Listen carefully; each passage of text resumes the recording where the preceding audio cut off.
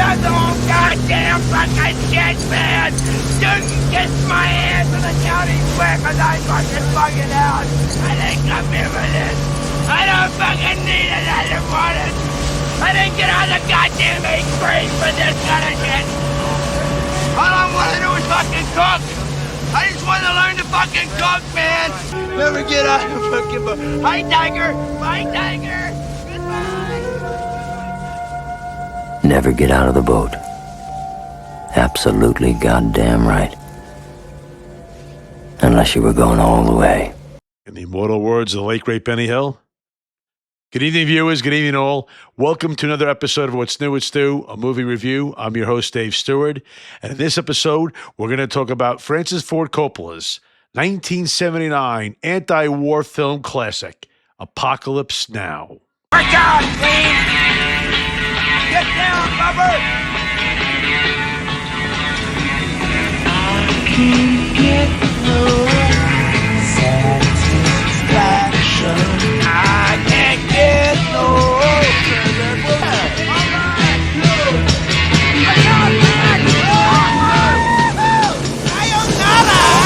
Apocalypse Now is a 1979 American psychological epic war film produced and directed by Francis Ford Coppola.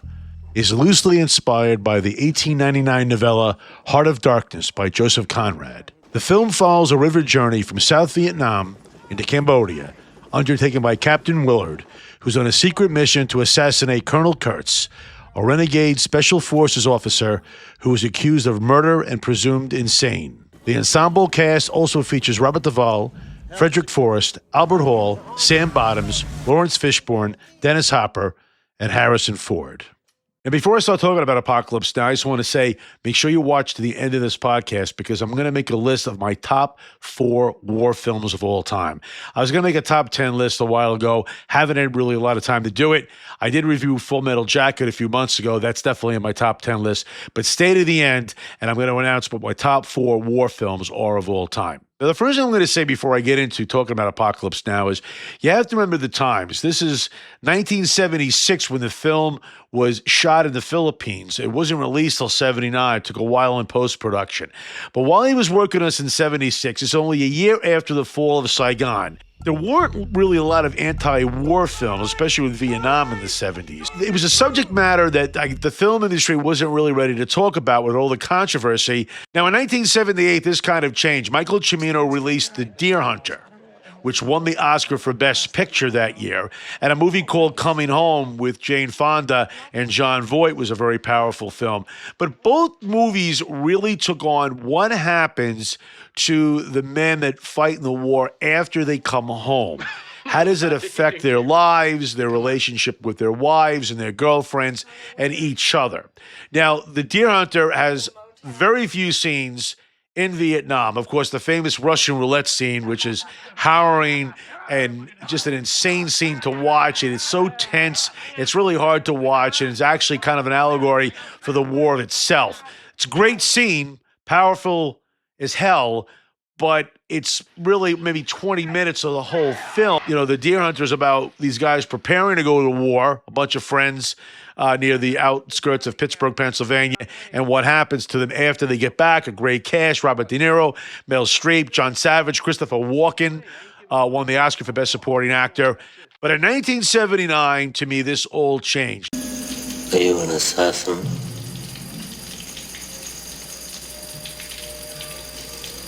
I'm a soldier. You're neither. You're an errand boy, sent by grocery clerks to collect a bill.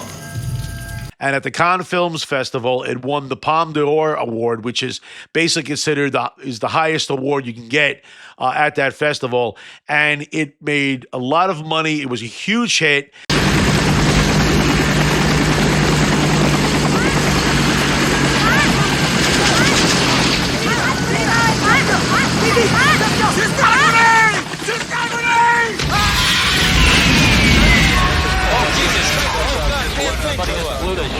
Fucking savages. get a medevac. Coming out of there. Holy Christ, she's a sap. I'm gonna get that dink bitch. Get over there, Johnny. I'm blowing them. Put the right skid right up her ass.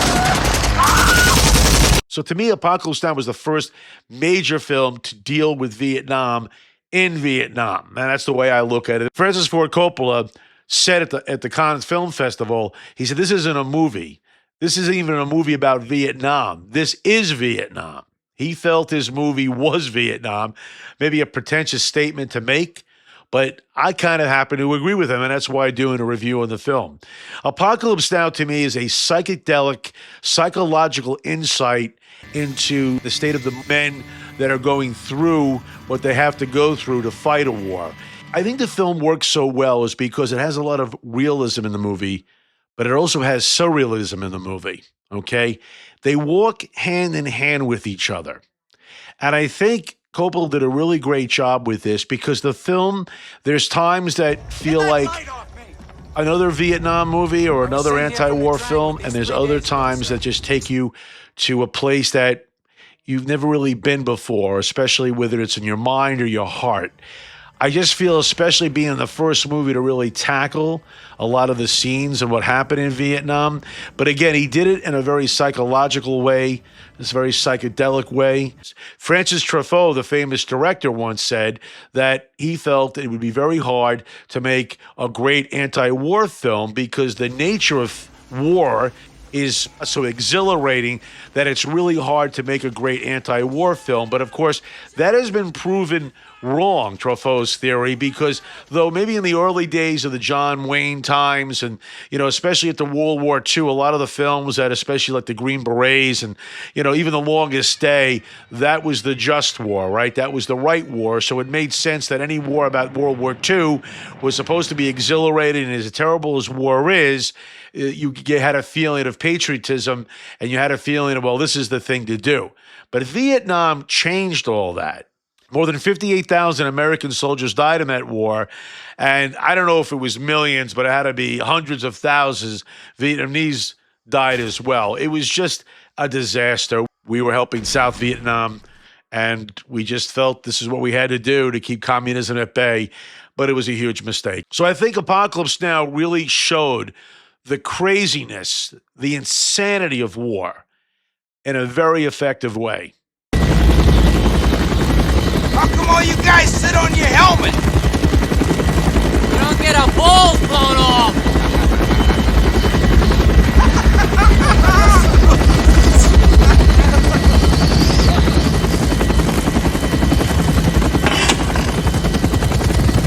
Now, like the book that Conrad wrote, it's a journey up a river. And basically, Captain Willard, played by Martin Sheen, is basically asked by his superiors to go on a mission to assassinate a Colonel Walter Kurtz, because Kurtz, supposedly, according to them, is completely insane now. He's out there operating without any decent restraint, totally beyond the pale of any acceptable human conduct.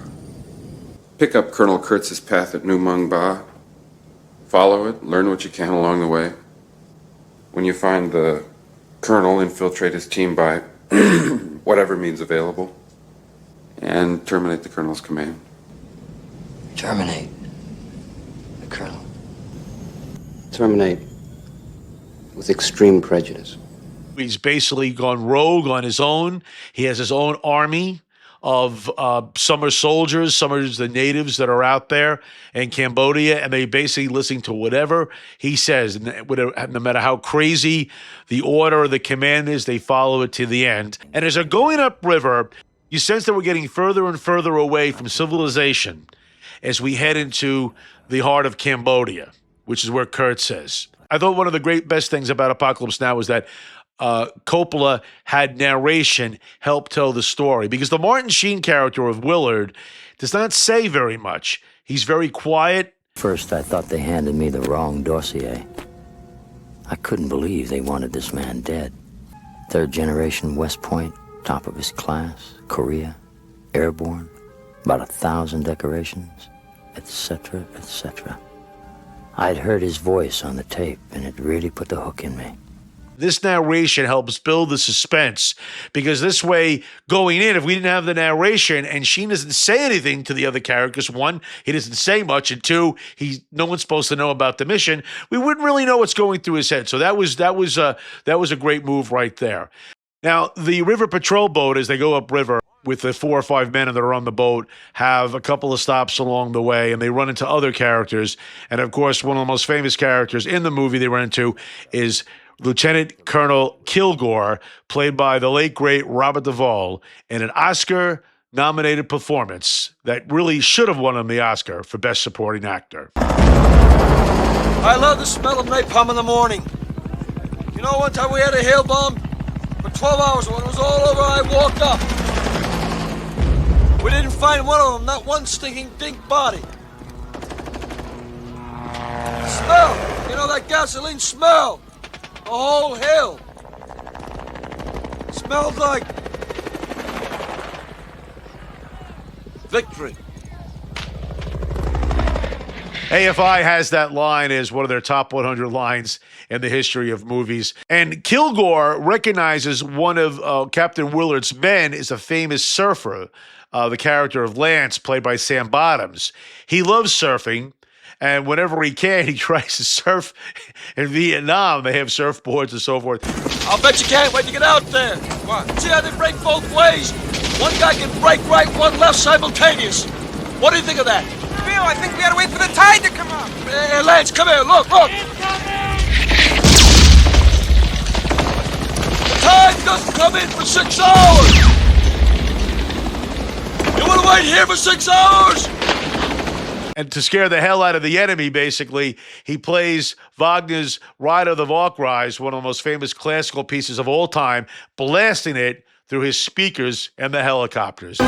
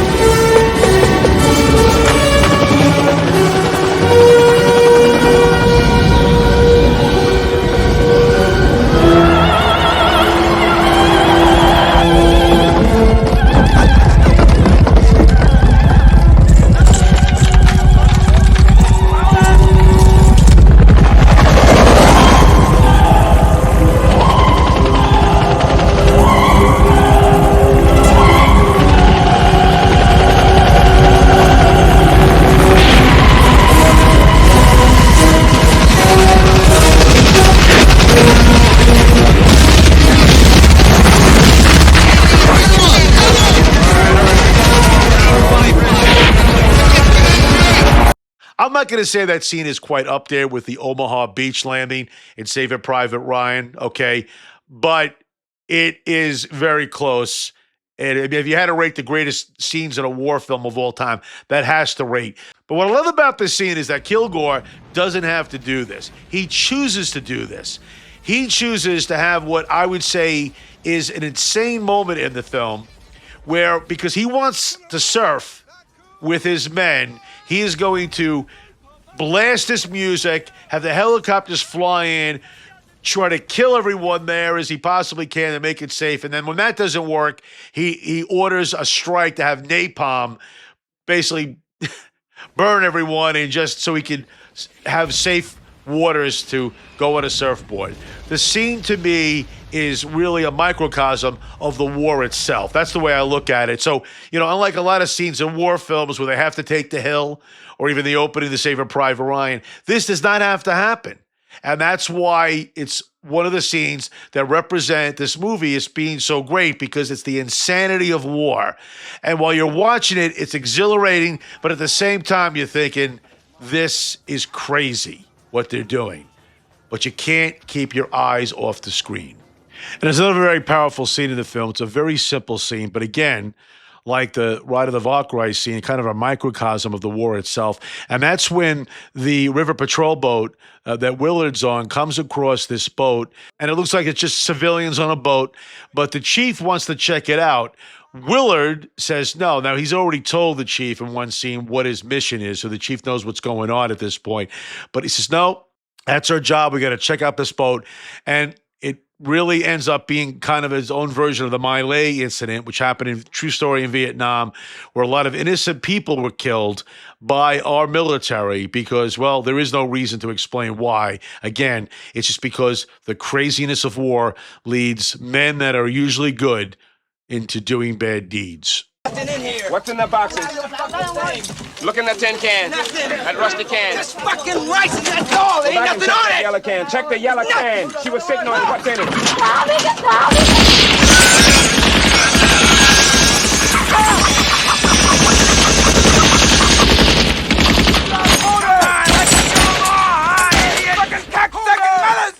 Hold it! Let's kill all the assholes, shoot the shit out of all of them! Hold it! Why not? Jesus.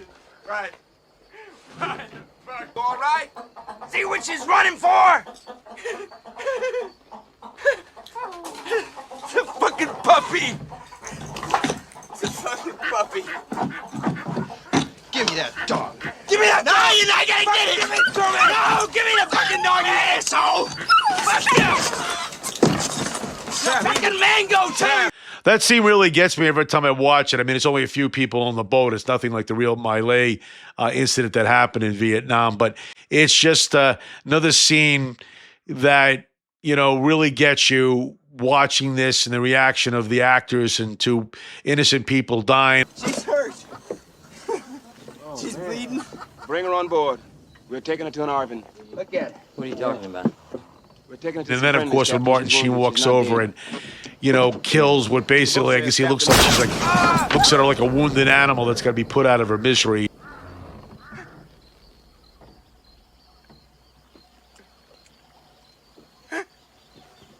Fuck you. Fuck him. I told you not to stop. Now let's go. Kind of a stunner to watch, especially since up to that point, you haven't seen him kill anybody, even though we know he's an assassin. Now, the final meeting with him and Kurtz is really something to behold because as the boat goes upriver, there's a lot of dead bodies and bodies hanging from trees, and you see people's heads on the ground, and just a lot of craziness. There's death all over the place, and of course, pretty much of evidence of what had happened with Kurtz, that he maybe has gone completely insane. There's a whole army waiting for the riverboat as it goes up the river, and part of you's thinking while you're watching this, what makes Willard think he's going to get out of here alive? I mean, even as he goes in there, they're probably going to be suspect of what are you doing here?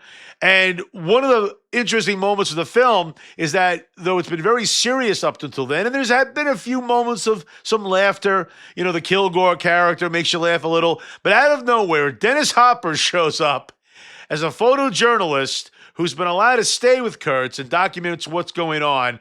And I love Hopper in this performance. This is where Hopper had not really made a great film role since Easy Rider in '69. I'm an American. Yeah. American civilian. Hi, Yanks. Hi. American. American civilian. It's all right. And you got the cigarettes, and that's what I've been dreaming of. Chef, who are you? Who are you? I'm a photojournalist. I love watching this character because I'm going to be honest with you, it kind of reminds me of me. If someone said, Dave, what role do you feel you would play well at Apocalypse Now? I would say the Dennis Hopper character is the photojournalist. You don't talk to the colonel. Well, you listen to him. The man's enlarged my mind. He's a poet, warrior in the classic sense. I mean, sometimes you say hello to him, right? And he'll just walk right by you, and he won't even notice you. And then suddenly he'll grab you, and he'll throw you in a corner, and he'll say, do you know that if is the middle word in life? If you can keep your head when all about you're losing theirs and blaming it on you, if you can trust yourself when all men doubt you. I mean, I can't. I'm a little man. He's a great man. Talks fast. He's going off on a tangent. That would be me. So Hopper does add some levity to a film that's very serious, and I think it helps take the air out of some things a little bit for you to breathe. Now, of course, is the final meeting with Kurtz himself.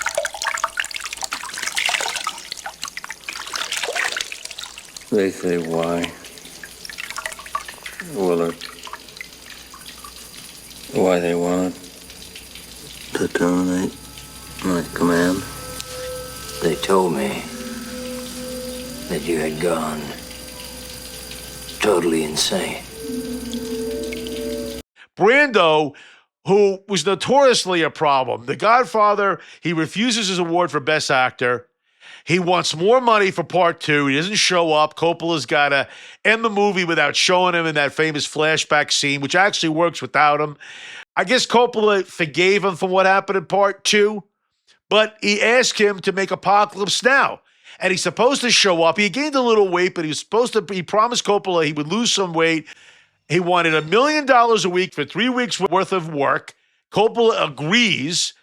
And Brando calls up and says, I don't know if I want to come, but I still want to keep my $1 million for 1 week because they gave it to him in advance.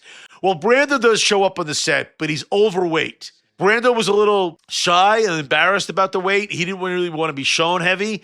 So Brando was shot in a shadowy, with the lights on half his face and so forth, because he showed up heavy. And it affected the ending. Now, getting back to the ending of Apocalypse Now. This is the one big controversial issue with the film. When it came out, a lot of critics thought it was a pretentious film, that the ending was a disaster.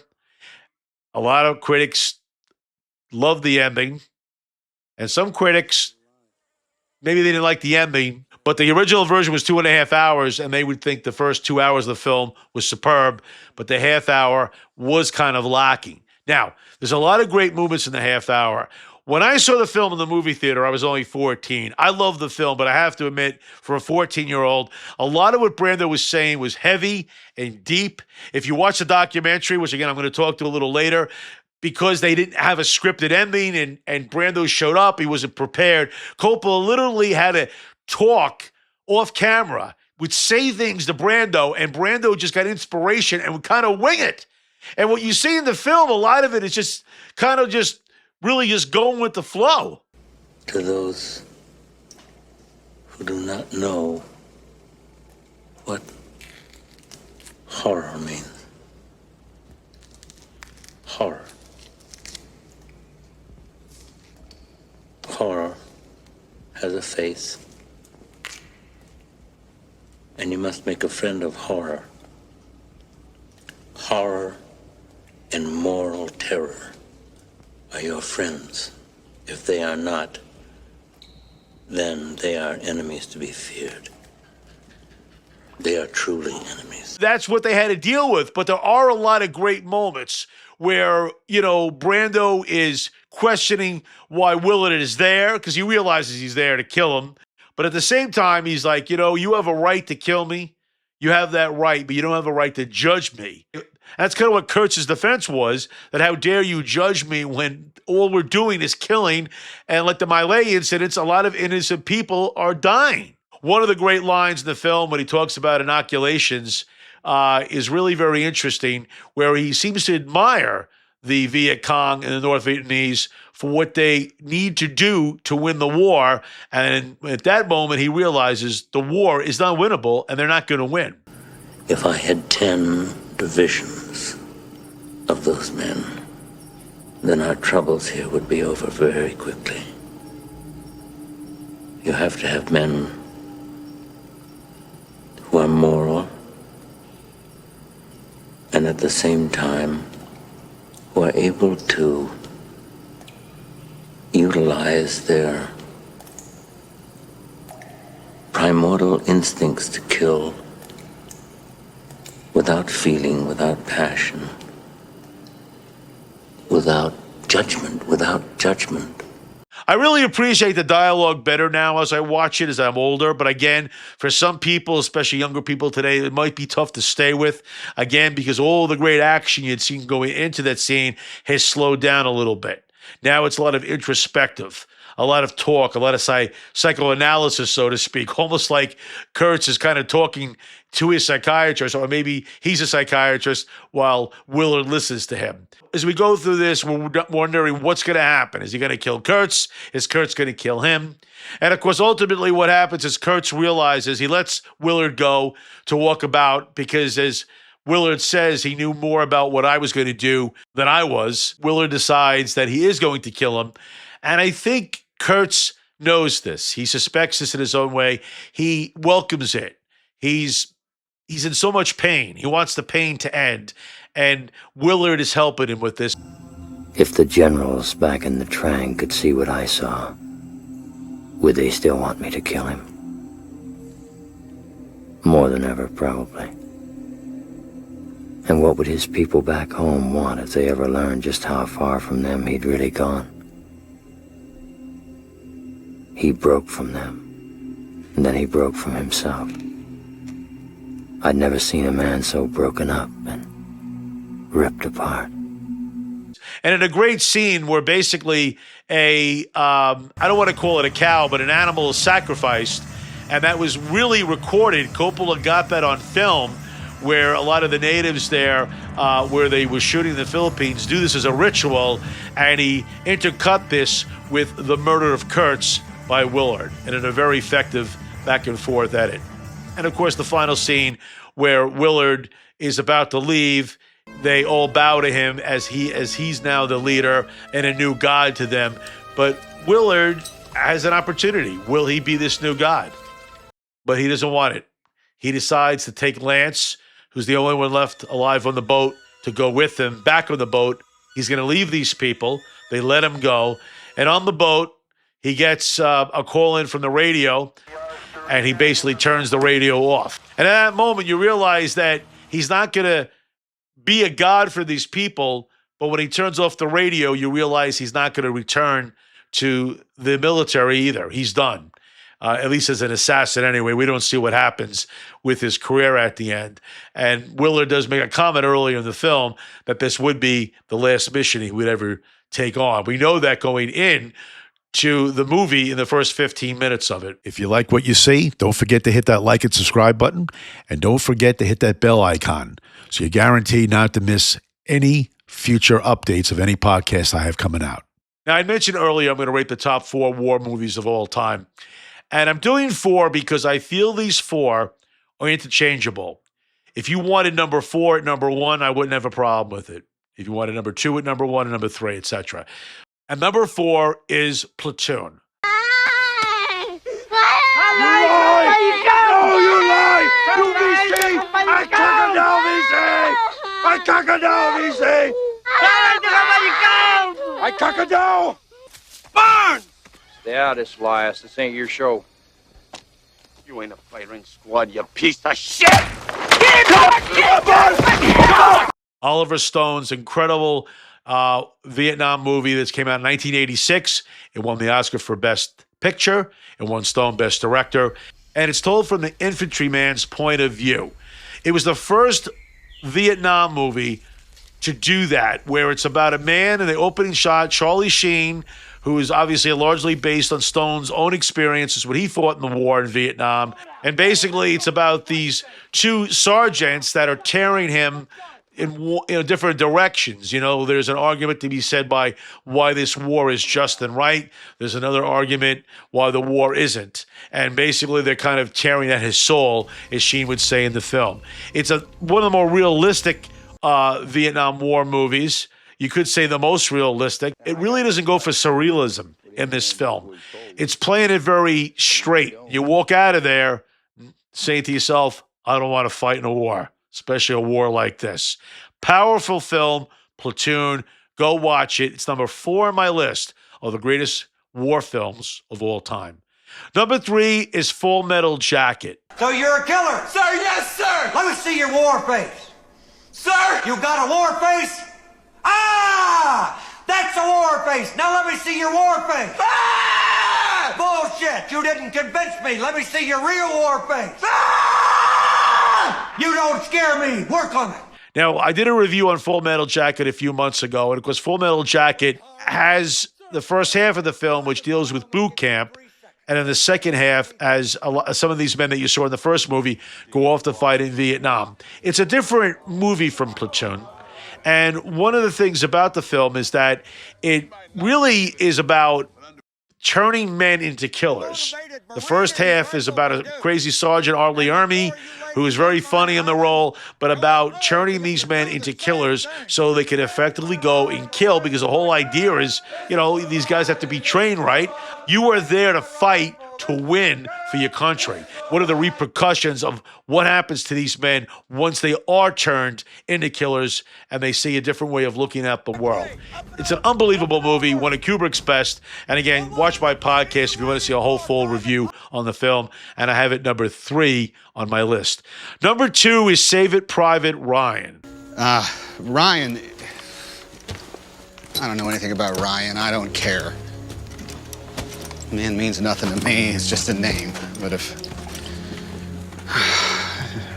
going to Ramel and finding him so he can go home, if that earns me the right to get back to my wife, well, then that's my mission. This is the only film in my top 4 that is not a movie about Vietnam. It's a World War II film. It's the Just War, to fight the Nazis from basically taking over the world. I know we fought Japan, and there were reasons behind all that, but to me it all starts with the Nazis and Hitler and so forth taking over Europe. And then, obviously, Saving Private Ryan starts with D-Day, an incredible opening sequence. The first half hour of the film is unlike anything that you will ever see, really, in any war film. You're on that beach with Tom Hanks and the other guys and that are getting off the boats, and people are dying. There's blood everywhere. There's even blood on the camera in one shot. People picking up their own limbs. It's an incredible opening scene to show you what it's really like in war. You walk away from that opening, as Truffaut might have said, war is exhilarating. You don't think that watching this scene, and it's a World War II film. But it's also showing that even in a just war, war is hell. It's insane. And this film, I think, better than any World War II movie, shows this. And Spielberg, at the top of his game, won an Oscar for Best Direction. And, of course, the film should have won Best Picture, but lost in one of the greatest upsets in Academy Award history when it lost to Shakespeare in Love in 1998. To this day, my brother-in-law will still not watch the Oscars after he watches beloved Saving Private Ryan lose to Shakespeare in Love. And Saving Private Ryan is number 2 on my list of the greatest war films of all time. And finally, number 1, you just saw my review on it, Apocalypse Now. The horror. The horror. Now, why is Apocalypse Now number 1? And like I said, I could make an argument for Full Metal Jacket, Platoon, Ryan, all it being number 1. There's 2 main reasons. The first reason is, to me, it's the first great anti-war film. I know The Deer Hunter won the Oscar, but a lot of it does not take place in Vietnam, though it obviously is about war and about what happens to men. I understand that. The second reason I think I put Apocalypse Now at number 1, and I mentioned it before, because I think of all the films that deal with war, especially the Vietnam War, I just thought it showed the insanity better than the other ones. Now, there's some great insanity scenes in Platoon and Full Metal Jacket and a lot of other war films. I am not saying they don't have that.